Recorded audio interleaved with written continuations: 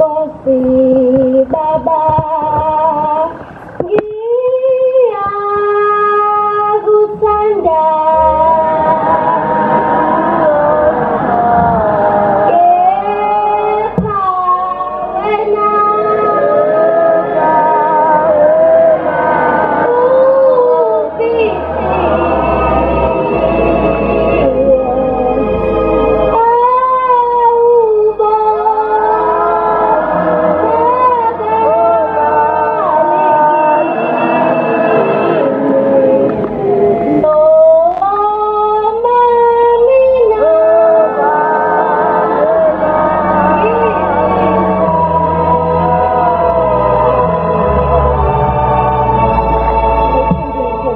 kepha wena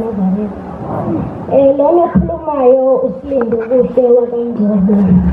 elingisangithembe ngaphansi komshumayeli uNgcobo nomkhokheli uMaNgcobo Nzimande umntwana omncane nje oguqile phambi kwenu eManazaretha ngisukuba nokusaba novalo kodwa uSushembe ungasabi ngami ngoba uma usaba ngami nami ngiyosaba ngawe kwenzayo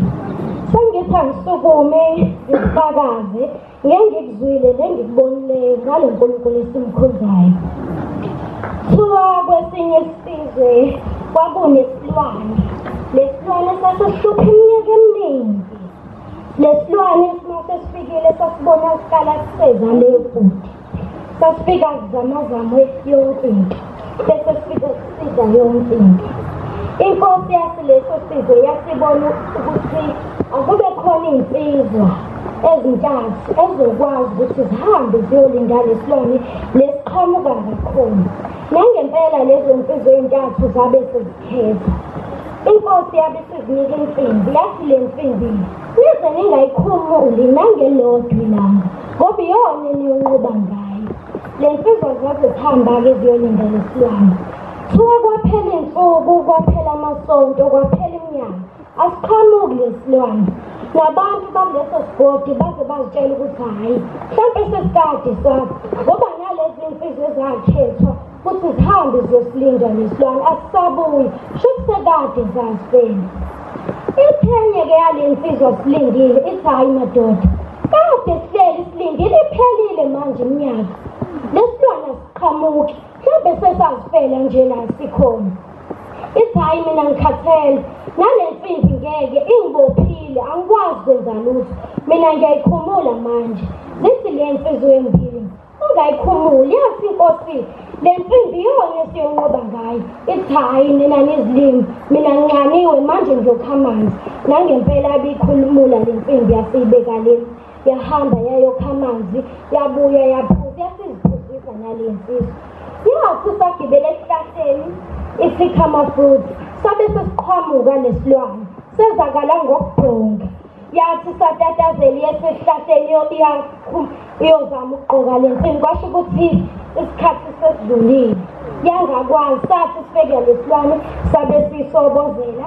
kwaphela ngayo kwase kusala le nsizwa embili ekuyizona ezase silisana nalesilwane zayinqoba ngempela sathi sesithatha umsila zawusika umsila omude ngoba nalesilwane sasesikhulu sasesithi lo msila uziwona ozoba ufakazi ukuthi ngempela lesilwane sisinqobile zaze zihamba nalo msila zathi zifika kwajabula wonke umuntu kwaba nenhlokomo ngoba abantu basezitshela ukuthi kade safi isithi inkosini nanihamba la nani bathathu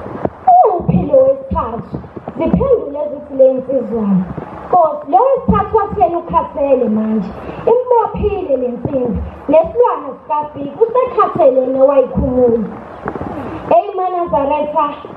uShambu uyasithanda sehleli inhlanhla wasinika nathi leyo nsimbi esiyonqoba ngayo okuyile ngubo emhlophe esimbili ngiyaye ngizibongele nami ngithi Nkosi ngiyabonga ngiwumntwana nje omncane ukungibonisa le ndlela ngoba ekhaya ngikhonza ngingedwa ngithi ngiyabonga ukungibonisa into enhle kangaka bangizoba yini ungayibonanga le nto enhle kangaka Manazaretha kuleli bandla kuyalinda kuhle ukulinda bese uba nethemba uthemba shembe ngoba uyaziveza ubukhulu bakho Themba ithenye inkosazane yalapha ekhaya eLemsane ithi mina ngangesona smart mina ngangahlakaniphile ithi yayenza umatric ngalesi sikhathi ithi yathi sibhala ama-exam iphepha landvele libe mhlophe izishintshanise iphepha nongemuva kwakhe ongenziwa nhlobo uma ubhala i-exam kulo nyaka ibenza wona futhi umatric yavele yasigidi yabuya nazo zonke izitifiketi zawo wonke ama-subjects eyiManazaretha uShembe mkhulu ithi mayichaza ithi kodwa ngimthembanga uShembe angazi ukuthi ngabe konke yini kwenzeka ngoba kuhle ukulinda bese yamthemba uShembe